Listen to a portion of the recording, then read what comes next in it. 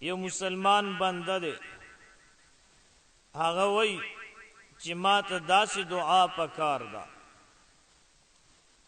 چې زما ته د دین او د دنیا دواړه خیرونه نصیب شي، یعنی په دنیا کې هم کامیاب شمه او په آخرت کې هم کامیاب شمه.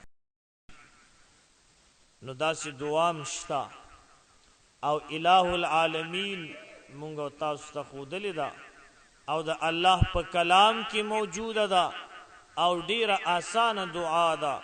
ربنا آتنا فی الدنیا حسنة وفی الآخرة حسنة وقنا عذاب النار.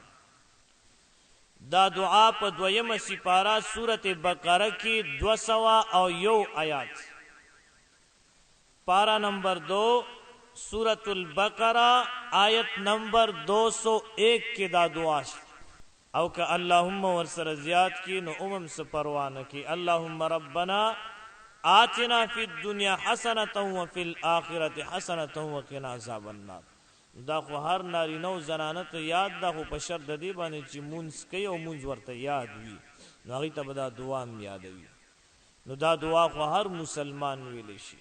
په دې کې د دنیا او د آخرت خیرونه پراته دي او دا ډیره جامع دعا ده. ځکه مونږ او تاسو الله نه سوال کوو چې یا الله د دنیا خیرونه هم راله راکو، د آخرت خیرونه هم راکو، د اور د عذاب نه مې بچ کا. نو په دې دعا سره ستا د دنیا او د آخرت ټول مشکلات به الله پاک حل کوي.